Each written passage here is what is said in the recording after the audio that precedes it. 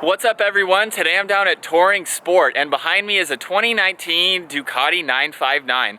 Huge thanks to them for providing this bike for me today. I'll have a link to their website down in the description below. The model that we're looking at today is the Panigale. It's finished off in super white with an MSRP just under $16,000. This bike comes with a Super Quattro L-Twin 4-valve per cylinder engine.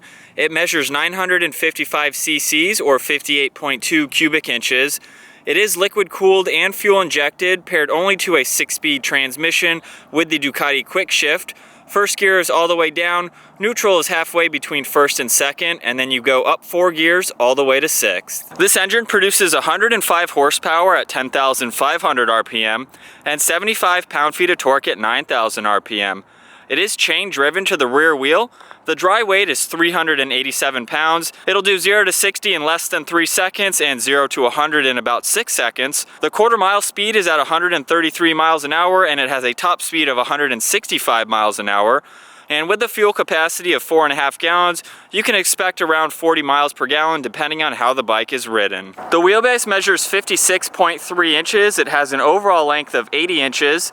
The width is 31.8, it has a height of 43.9 inches, and the seat height is at 32.4 inches. Starting up front, this features LED headlights. There's fairings below that to help improve aerodynamics along with better airflow to the engine. This has LED daytime running lights, there's brights. The turn signals are nicely integrated into the rear view mirrors. The front suspension features two 320mm semi-floating discs with radial 4-piston Brembo calipers and ABS. The front forks are 43mm. They're fully adjustable Showa BPFs with wheel travel at 4.7 inches, and the front rake is at 24 degrees. The lines on the front end come to a nice point in between the headlights, and down below is the blacked out front fender flare. Moving to the side, this features 5 double spoke wheels that have a nice design to them. They measure 17 by 3.7 inches up front and 17 by 5.5 inches. They are made of aluminum. This also features a monocoque frame, a stainless steel pre-silencer and twin aluminum mufflers, and the side fairings have a nice classy design to them with heat extractors in the back side to provide more cooling to the engine. And finishing up in the rear with the single 245mm disc and 2-piston Brembo caliper with ABS. The Showa shock has preload adjustability and a travel at 5.1 inches. This features LED brake lights that have a nice C-shaped design to them. There's also cutouts on either side of the rear fairings to help improve on the aerodynamics, and the turn signals are nicely located on the license plate holder. Moving on to the gas tank now, it has really aggressive lines. On the sides, they go out a good bit. You can see the different contours coming to the back. And then it comes to a nice point down in the back section. Moving on to the gas tank now, we just flip this up to insert the key, push down and to the right, and we can go ahead and open that up. This has a nice 2-piece seat to it. The material on the seat is also very soft, gives it a nice feel. Of course, you have the rear pegs for the second passenger. And now we'll look at the storage space on this bike. It's up underneath the seat. So down below, we just insert the key here, and turning that will unlock the seat. We can pull this forward and you can see there's a little bit of storage space.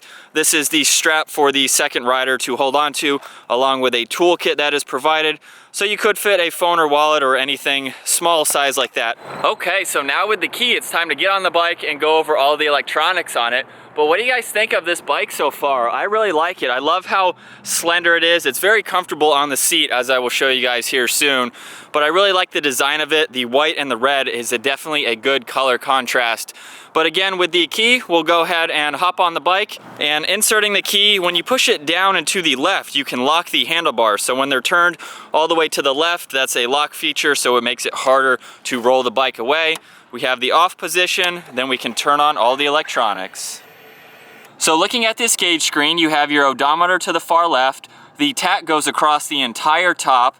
You have your speed limit below that, along with different driving modes and the average fuel consumption. So to be able to control that center screen, we're gonna move over to the left handlebar here. You have a button on the top, one on the bottom. The turn signal switch is actually a dual purpose button, so it goes between the turn signals and then being the OK button. So I'm gonna start on the top one here. We're looking at the left side of the screen. Right now it's showing the clock. We can go to the total miles on the bike, along with trip A, trip B. You have your fuel mileage as well, and then we're back to the time. So that's very easy to use. Moving to the bottom one now, over on the right side of the screen, we have your average MPG, along with your miles per hour. There's the air temperature outside, along with your fuel consumption in real time. So you have all of those settings. And then using the blinker switch, just pushing on that, we can control between the different riding modes. So you have race, sport, and wet. So it's very easy just pushing on that to scroll through those different three. And then you have your gear selection to the left of that. Going back to the left side again, you have your clutch. This is how you flash the high beams. The horn is up underneath that. And then of course you have those controls as I just went over. To the right side, you have your front brake along with the throttle, and this is the kill switch and start switch for the bike. So if we go ahead and flip it up, now we can start it up.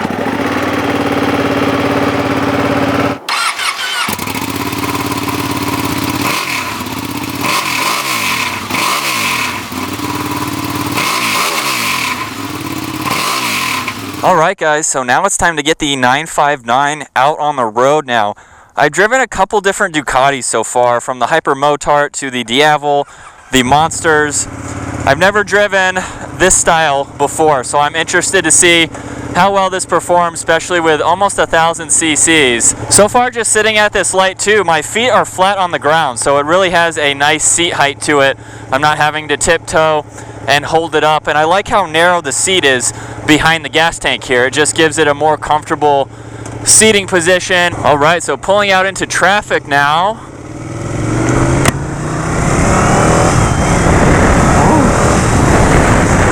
I've noticed that the shifting is very quick. You don't have to even engage the clutch hardly at all. All right, so we're gonna do a little pull here.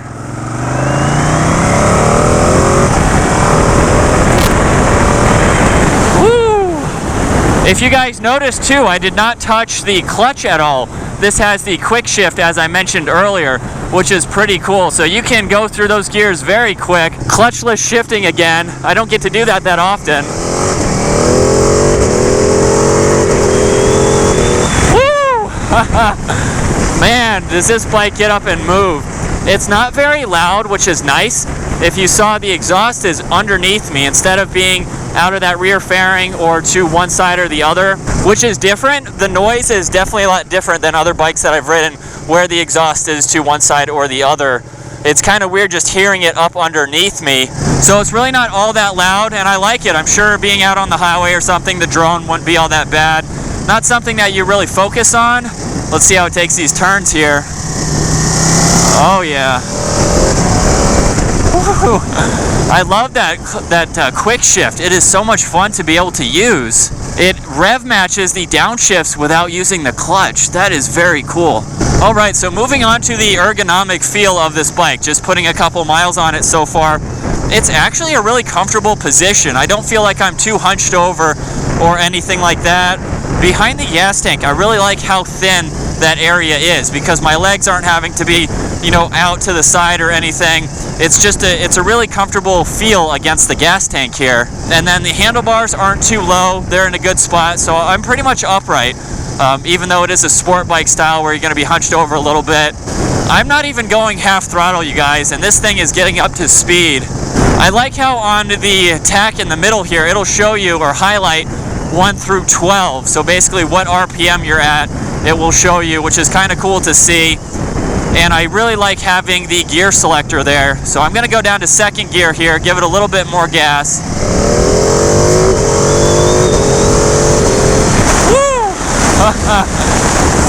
Man, it doesn't get old not using that clutch, and then it'll rev match on the downshifts. Oh, this is just such a fun bike to ride. I like how it's not really loud. So going back to the exhaust again, I haven't had a loud droning noise or anything to give me that headache where some bikes would have that. But again, going back to the ergonomical feel of the bike, I have all of my camera equipment on my back right now, and it's not uncomfortable. I'm in a good position even with the backpack on. It's so easy to point this bike in exactly where you want it to go. With a dry weight under 400 pounds, it's very maneuverable. Woo!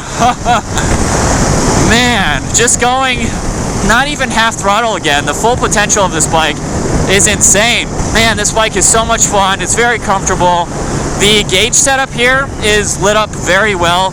I like all the information that is displayed So I think the difference between race and sport mode is probably with the ABS and the technology like that, being able to turn that on and off.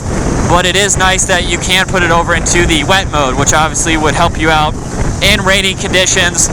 So I think mainly all of that is just the differences with the braking system. One question that I want to address, it's something that I've had asked to me on my personal motorcycle as well, and that is this a good beginner bike? And that question is general across any bike, but specifically talking about the Ducati 959.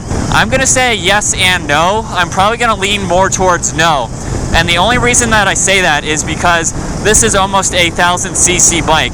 Unless you've had some other experience like growing up riding dirt bikes or something like that, you probably don't want to jump right into this. It is a lightweight bike. It's something that you can build up to. Personally, me riding for years, I'm never going to use the full potential of this motorcycle out on the roads. As you've seen, I've only done half throttle, not even that, and this bike is performing incredibly well. So as far as a beginner bike goes, just to address that, you really have to sit on it, see if it's something that you're comfortable with. Again, it's very lightweight, so it's very easy to maneuver back and forth here. I think it's an awesome bike. It's something that you can definitely grow into. Again, it has full potential for taking it out on the track and just becoming a better rider on the bike. So it's definitely something to progress into. Another thing that I wanted to mention is this has an anti-lift function. So basically, giving it a lot of gas here, that front wheel is going to stay on the ground, and that's pretty crazy. I've done a couple hard accelerations here, and to me it feels like the front end wants to come up, but I know that tire is still on the ground. So that's pretty cool. It's going to be very hard to do any wheelies on this bike, but at the same time, that's also a good function. So if you're out on the track and you're pinning it, you don't have to worry about getting up on that back tire, and you can just focus on pretty much riding the bike. You don't even have to worry about the clutch. So that finishes up my walk around review and test ride on the 2019 Ducati 959 Panigale. Huge thanks again to Touring Sport for providing this bike. Again, I'll have a link to their website down in the description below. This is a really fun bike to ride. I love the 3 different driving modes that it has to offer. Very simple and easy to use. The gauge screen is clearly visible and again, easy to use. So I hope you guys enjoyed today's video. If you did, be sure to give it a thumbs up, smash that subscribe button. I'll see you guys next video.